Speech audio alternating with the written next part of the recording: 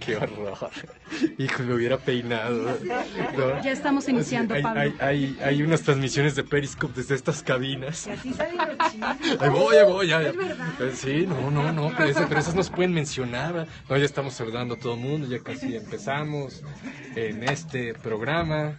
Pero sugiero que sí, que tomen a Elena Varela, que sí se peinó para esta transmisión especial. Falso, no me peiné, pero con el gusto de estar aquí con todos y todas. Y ahora sí, váyanse con las invitadas, que son las importantes. No, pues, Peinado, qué barbaridad. no, pues a mí ya ves que mi jefa me quería mandar a peluquear. Estamos desde la cabina de Ibero 90.9. Estamos a punto de iniciar el programa Sigma Política. Y para lo que se preguntaban de cómo eran los segundos antes del programa, si estábamos serios, si estábamos calmaditos. ¿De qué hablábamos? ¿De qué va esto? Sí. Ay, Dios mío. Oye, San Lorenzo. Oye, San Lorenzo, ¿conocen algún Lorenzo? Córdoba. Me tocó estar Uy. Sí. Por ahí hay una foto. Pero no es santo. Ah, no, es que está esta cosa. Sí, voy a chiviar. ¿Hay dirección del Periscope? Sí. Ahorita INIDE de la está UNED. en el Facebook del INIDE. Podemos cerciorarnos de que alguna que otra banda ya ha tocado en escenarios principales. ¿Cómo olvide la Ahorita lo comparto por... Después de 10 años, Elena, los radioescuchas sabrán cómo eres. No, voy a cumplir 10 años en Bueno, después de diciembre. 9 años y medio, por fin, Camino de los 10. los radioescuchas sabrán cómo eres. Le podrán Oye, ¿verdad? rostro a la voz. No. Pero nos estamos modernizando. No, hombre, esto es así. 50 segundos. Ay, Dios mío.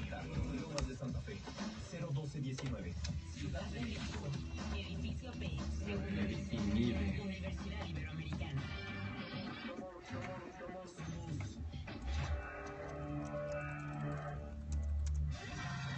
Ibero 90.9. ¿Preparados? Doy cue con la mano cuando los apunte.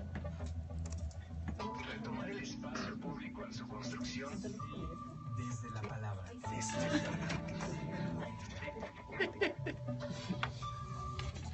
Sigma la política por Ibero 90.9. Hola, buenas tardes. Los saluda Pablo Reina desde la cabina de Ibero 90.9 FM. Hoy, miércoles 10 de agosto del 2016. Regresando al aire, Elena Varela, después de de varias, ya no supe cuántas semanas habrán sido que estuvimos fuera del aire por vacaciones o algo así. ¿Cómo estás, Elena Varela? Un gusto compartir este espacio contigo. Pablo, pues con el gusto de estar con todos nuestros radioescuchas, efectivamente, las vacaciones se hicieron cortas, la verdad, pero también regresar con nuestros y nuestras radioescuchas es un verdadero placer y esto es lo mejor que tenemos del día de hoy con este regreso a nuestro programa de análisis político y social. Sí, ya ni contemos las semanas, pero sí regresamos, dijimos que íbamos a regresar y aquí estamos con un tema que da para mucha discusión, Pablo. Totalmente, Elena. Le recordamos a quienes nos escuchan que se pueden comunicar con nosotros en cabina a la cuenta de Twitter @sigmapolítica, al teléfono en cabina 525-99, y solo por hoy también nos andan transmitiendo por Periscope. No nos avisaron, no nos peinamos, pero después de tantos programas por fin podrán ponerle rostro a la voz de Elena Varela. Saluda, Elena, a la cámara. Saludamos ahorita. A la cámara. Es en el Facebook de INIDE de la UIA. Ahí encontrarán la dirección de Periscope de esta transmisión en vivo desde la cabina de 90. Hasta me emocioné, Elena. Bueno, que también vean tu cara, ya no te ocultes, aunque no te hayas peinado. Qué horror. Bueno. Y el día de hoy decía yo antes que traíamos un tema que da para mucha discusión y además como en esta ocasión vamos a hacer caso por primera vez y sin que sirva de precedente al gobierno, que como sí, no me pongas esa cara, nos ha dejado un tema para la discusión y para que lo analicemos y propongamos y vamos a ser obedientes y eso vamos a hacer con el nuevo modelo educativo que lanzó la SEP en el mes de julio y que ahora está a discusión a través de diversos foros y nos parecía que desde esta universidad y más, bueno, ya verán con una de las invitadas que tenemos, pero con los espacios de investigación que hay en torno a los temas educativos, creemos que en la semana de inicio de clases era la mejor manera o el mejor tema para iniciar este programa de Sigma Política, el nuevo modelo educativo. El nuevo modelo educativo que presentó la Secretaría de Educación Pública hace unos días y que tendremos la oportunidad y el gusto de discutirlo con Marisol Silva, que es compañera, es amiga y directora del Instituto de Investigaciones para el Desarrollo de la Educación de la Universidad Iberoamericana Ciudad de México. Marisol, ¿cómo estás? Muy buenas tardes. Muy bien, agradecida con esta invitación. Y también damos la más cordial bienvenida a Pamela Manzano Gutiérrez, quien es directora de Evaluación de Contenidos y Métodos Educativos del Instituto Nacional de Evaluación Educativa. Pamela, ¿cómo estás? Bienvenida. Hola, muy buenas tardes. Pues, ¿qué les parece si empezamos de lleno ya al tema, Marisol? De la reforma educativa al modelo educativo.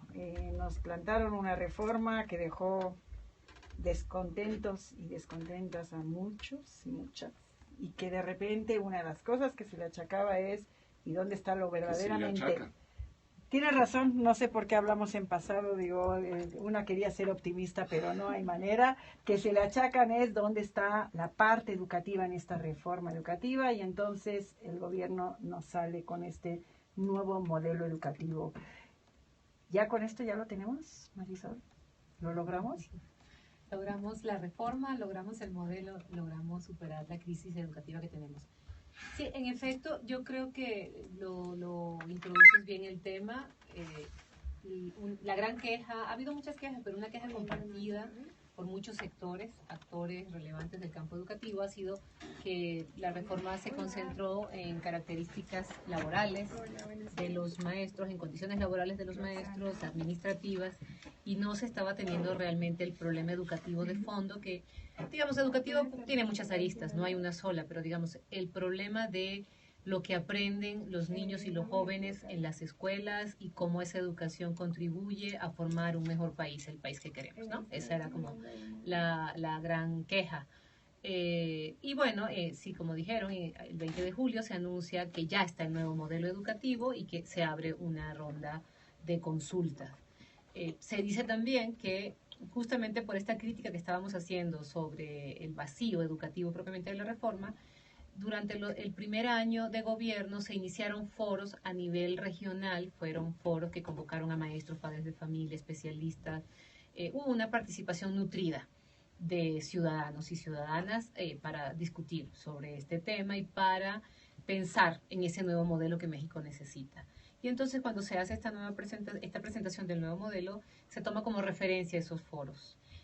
Yo tengo la sospecha de que realmente no se recuperó la materia prima y los planteamientos sustantivos y que ante la prisa por presentar la cara educativa de la reforma, al vapor se sacó este modelo. Es lo que diría para comenzar este diálogo.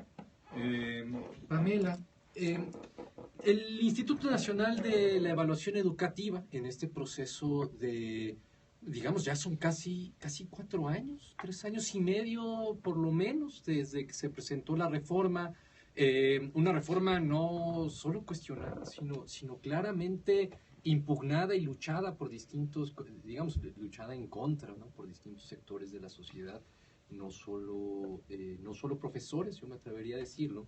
Y en esta transición hacia el modelo educativo, el Instituto Nacional de la Evaluación Educativa, sin duda es uno de los actores más relevantes y que tendrían supongo, una palabra pues muy integrada desde las perspectivas de lo que está sucediendo en gobierno, de conocer muy bien las políticas educativas y los modelos educativos. Entiendo y también me imagino que no pueden decir todo lo que quisieran. Pero en una valoración, y lo entendemos, no pasa nada. Bueno, Es que ocurre hasta en las mejores familias. no, y en las otras también. Pero un poco la misma pregunta, ¿no? Estamos pasando en esta coyuntura de un incremento del conflicto, de un punto muy álgido del conflicto contra la reforma educativa, la reforma laboral contra lo educativo. Después de Nochistlán, el asesinato de 11 personas, en este contexto, la entrada del empresariado a decir ya es hora de la mano dura, que fueron de esos mexicanos que primero lo dijeron, ¿no? ¿Cuál es una valoración de este momento de la transición de la reforma al modelo educativo desde el INEE, Pamela? Unos primeros apuntes. Bueno, pues al instituto le interesa mucho, y a nosotros, pues, en la dirección específicamente de evaluación de contenidos y métodos, el acercarnos a mirar esta propuesta que hace ahora la SEP, este modelo educativo con su respectiva propuesta curricular, y pues identificar la medida en que efectivamente apunta hacia lo educativo, ¿no?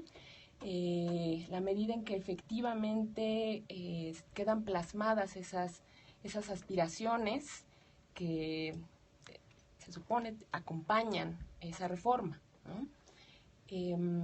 Nosotros justamente estamos trabajando pues para hacer las evaluaciones correspondientes al modelo y bueno, al plan y programas una vez que sean presentados pues y a todo el proceso de implementación.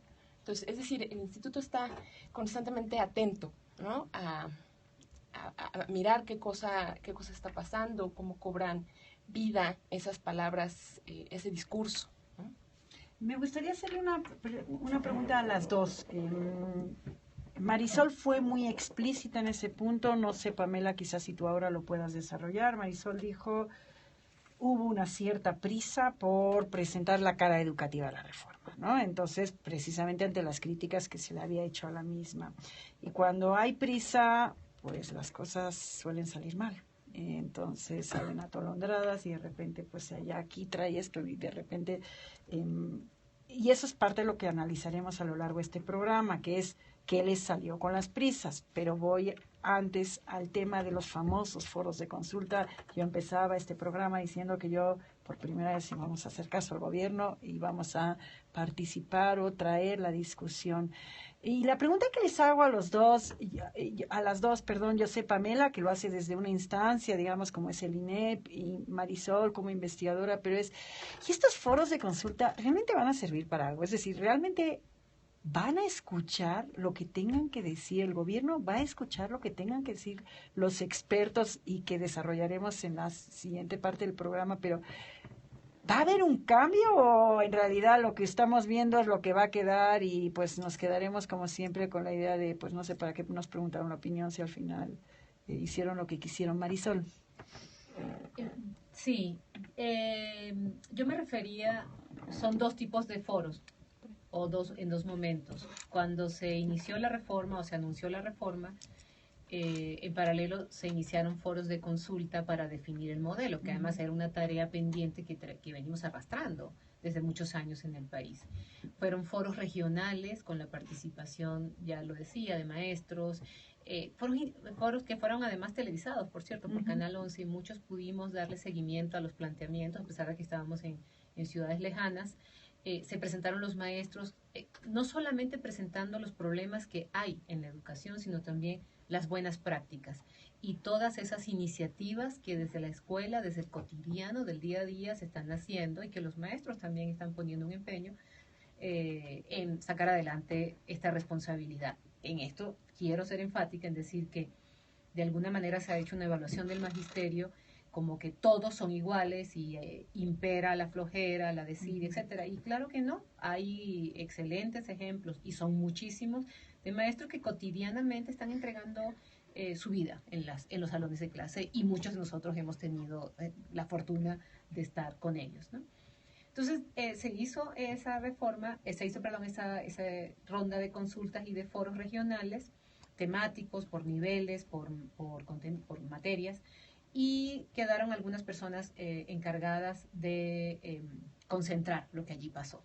Quienes hacemos investigación cualitativa sabemos el enorme desafío que significa analizar y luego, por ejemplo, sintetizar miles y miles y miles de cuartillas que recuperaban lo que había ocurrido en esos foros.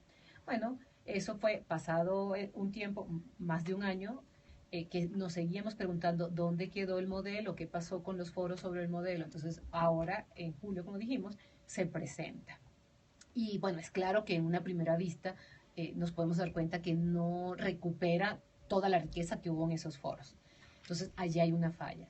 Pero tú también te referías a los foros que están ahora convocándose, a la consulta que se está convocando en relación con el modelo que se plantea.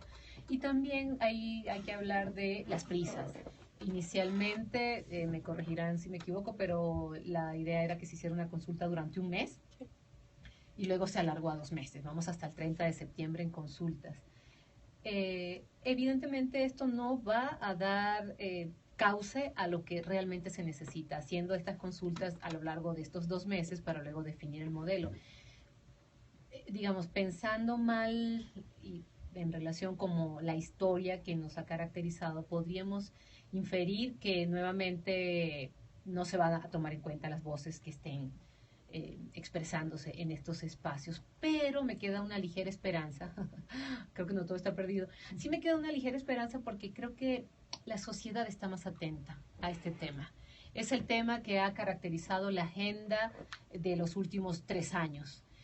Hay mucho, el ciudadano común, los académicos, el propio magisterio, las diferentes manifestaciones y corrientes del magisterio y padres de familia, empresarios inclusive, o sea, la sociedad en general está poniendo como más atención en este tema. Entonces, creo que hay una tarea importante, mantener la agenda, mantener los temas, convocar al debate para no permitir que esto sea simplemente un proceso de legitimación y que quede lo que ya ha sido publicado, que se haga una revisión a principios del 18 o para comenzar el ciclo escolar del 18 y entonces ya se consultó y pasa esto.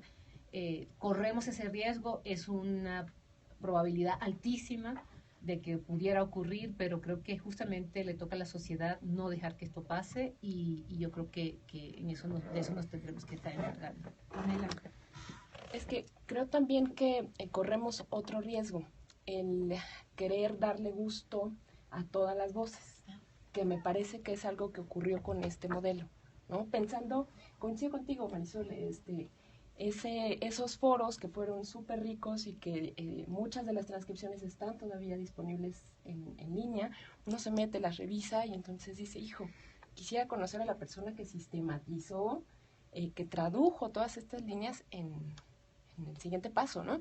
Entonces, cuando uno se asoma a mirar el modelo, la propuesta, de pronto se encuentra con ciertas contradicciones que parecieran provenir de este interés por quererle dar gusto a todo el mundo, ¿no? Si me dicen que hay un currículo saturado, bueno, ahora voy a decir que ya no. Si me dicen que ahora hay que apostarle al desarrollo personal, vamos por ahí, ¿no? Entonces, creo que esta idea de querer atender a todos los intereses, todas las voces, es otro riesgo, ¿no? Al que nos podemos enfrentar, pues, en los próximos meses, que sin duda cierto es que son muy pocos, ¿no? O sea, pensar en 2 meses para una consulta con las magnitudes que se están proponiendo, es algo complicado, ¿no? Imposible. Pamela, ayúdanos a comprender o a plantear la dimensión que podría tener algo que se atrevan a decir que es un modelo educativo para un país. O sea, ¿cómo se construye un modelo educativo? ¿Qué debería de considerar? Y en una perspectiva no de lo que hay, sino si quieres un poco más teórico, ¿qué debería de tener un modelo educativo? ¿Para qué nos serviría? ¿Y hacia dónde podría apuntar algo como esto? lo puedes responder en 2 meses, ¿no? Nos vemos el próximo año y ya les cuento. Te va a seguir la cámara 2 meses. Bueno, no es algo sencillo. De hecho, en el instituto nos hemos sentado en diversas ocasiones justamente a platicar acerca de esto. Es decir, ¿cuándo llamamos algo un modelo? ¿No? ¿Qué lo caracteriza? ¿Por qué ahora hablamos de un modelo? De hecho, hace un rato, hoy, en algún momento hablábamos, bueno, es que más bien tal vez nos han caracterizado los proyectos, ¿no? Los proyectos en el país, ¿no? En distintos momentos. Y entonces ahora hablamos de modelo y tendríamos que pensar que es como un símil, es un equivalente. Pero bueno, un poco voy a intentar responder a tu pregunta, que no es una pregunta sencilla, ¿eh? No. Así es, Pablo. Muy malvada tu pregunta. En un modelo uno tendría que encontrar con claridad y perfectamente bien articuladas esas aspiraciones educativas, esos acuerdos sociales en torno a la formación de los individuos, ¿no? Independientemente de luego los elementos que uno quiera ponerle ahí para acompañar esas aspiraciones, esas tendrían que estar muy claramente plasmadas y muy bien fundamentadas, ¿no? Que es algo que no estamos encontrando ahora. Marisol, si estuviéramos de acuerdo en que el modelo tendría que reflejar aspiraciones, ¿qué aspiraciones están en este documento? O sea, ¿qué refleja el gobierno mexicano a través de la Secretaría de Educación Pública en este modelo? ¿Qué está planteando como aspiración de lo educativo hacia el futuro? Sí. Retomando un poco también lo que dice Pamela de las aspiraciones, hay sectores del país que tenemos diferentes aspiraciones, ¿no? Y bueno, hemos dicho, tú bien lo has trabajado, Pablo, en el área de interculturalidad, somos no sé un si país, bien, pero lo has trabajado.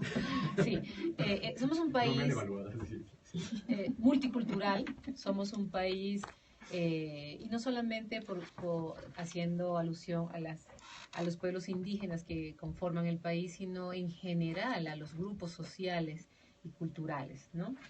Entonces, de alguna manera hemos pensado que no puede haber un único modelo educativo, un modelo, digamos, que encasilla a una sola manera de ser.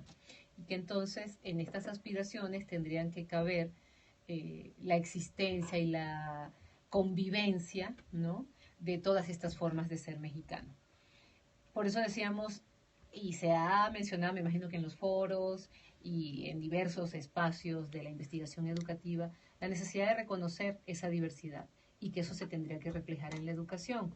Entonces, en este modelo que se propone se anuncia, pero se anuncia de una manera sin sustento, vacío. Entonces, vamos a darle voces a todos en este modelo, porque una de las características principales del modelo es que debe ser, en discurso aparece como un modelo de educación que es incluyente y con equidad. Entonces, en el incluyente y con equidad entra esta idea de que todas las voces puedan ser escuchadas. Pero cuando se empiezan a hacer definiciones, entonces, por ejemplo, aparecen oraciones como estas que nos pueden ayudar a entender qué pasa. Se va a enseñar a los niños o se va a promover actividades para que los niños dominen el español o la lengua principal que se habla, la mayoritaria que se habla en el país, y en su caso, cuando haya alguna lengua materna, también se estudie o también se aprenda. Entonces son añadidos como para justamente evidenciar que sí, que somos multiculturales, que somos incluyentes, pero finalmente terminan siendo fórmulas muy vacías, que si yo hiciera una síntesis ahorita, creo que nuevamente se propone un modelo educativo, que ya podemos ver los errores que tiene, pero uno de los grandes dificultades que tiene es que es un modelo único, para un país que tiene que estandarizar prácticamente todas las formas y los estilos de vida, las visiones del mundo, las maneras de expresarse. Entonces creo que desde ahí hay una incoherencia entre el discurso y lo que está plasmado en la descripción del modelo. Pamela, desde tu punto de vista, ¿cuál sería el aspecto más preocupante de este que se dice modelo, y yo creo que a lo mejor lo primero que tenemos que cuestionar es si realmente reúne las características suficientes de ser un modelo educativo. Marisol decía que quizá el problema mayor es que es único, o sea, que está concebido como un único modelo para todo el país de forma, digamos, igualitaria, cuando no se está reconociendo la diversidad existente. Desde tu punto de vista, incluso yo metería la perspectiva institucional desde el punto de vista del INE. ¿Cuál es el aspecto más preocupante o que se considera más, digamos, negativo de este modelo educativo que propone la SEP? Pues me parece un poco, también como lo mencionaba Marisol, lo que tiene que ver con el asunto de los fundamentos. ¿En qué se funda este modelo? ¿Cuáles son esas ideas epistemológicas? ¿Cuál es esa idea de la didáctica, ¿no? Todo eso que tendría que darle, que tendría que ser como el esqueleto, pues, de ese modelo que ahora lo vemos como ausente, como contradictorio a ratos, y es muy preocupante porque de ahí, es decir, de ese modelo hacia adelante, uno tendría que estar esperando luego planes, programas de estudio, libros de texto, es decir, todo esto con lo que los profesores van a estar trabajando en las aulas. Entonces, creo que es fundamental. Si eso no es claro de inicio, si eso no se pone bien, perfectamente articulado, consistente, lo que pasa hacia adelante corre muchos riesgos de salir y o de nacer torcido, ¿no? Me van a permitir que les haga una pregunta, y perdón si digo alguna tontería, porque como yo no soy experta en el tema, yo le eché un ojo al modelo educativo y lo que me dio la sensación era de un documento bastante ecléctico, ¿no? En donde aparecían ahí de todo un poco, se alude, bueno, en el propio índice está el tema del humanismo, está el tema, ponen la escuela en el centro, pero luego se aluden a cuestiones de la sociedad del conocimiento, hablan del aprendizaje significativo, pero luego hablan del aprendizaje situado, o sea, como que veo un poco de todo y aquí reunamos y saquemos. Bueno, ya si es único que sea para que quepa todo, y quizá, no sé si responde a lo que mencionaba Pamela antes, de que con esto de la idea de dar gusto a todo se metió de todo un poco. ¿Es así o sí hay, digo, y entiendo, intuyo que no, o sea, que van a estar de acuerdo conmigo porque la propia Pamela decía, bueno, los fundamentos como que siento que están endebles. ¿Cómo los ven ustedes? Tenemos 2 minutos antes de irnos al corte de la media, si quieren, y luego continuamos. No hace falta que zanjemos esto, pero ¿quién quiere? Marisol. Sí, yo comparto completamente esta idea, lo que dices tú y también lo que comentó Pamela al inicio. Sí, era como darle gusto a todos y sobre todo recuperar elementos de los discursos actuales e innovadores en la materia, ¿no? Entonces, ahora se habla también de que ya no es solamente la parte cognitiva, bueno, no es ahora en realidad, esto desde Pestalozzi, o sea, que vamos, siglo XVII. Pero se vienen enterando los de la CEP ahora. No solo lo cognitivo, sino también la parte afectiva, lo que decía Pestalozzi por el 1600, mediados de 1600, corazón, manos y cabeza, y ahora se habla mucho, y bueno, y hemos reconocido la importancia que tiene la dimensión socioemocional, la dimensión emocional, afectiva de las personas, para todo, para el aprendizaje, que es un elemento muy importante en la escuela, pero para todo, para tener buenas relaciones, para convivir, para etcétera, ¿no? Para no amargar, sino morirse de un infarto también, por ejemplo.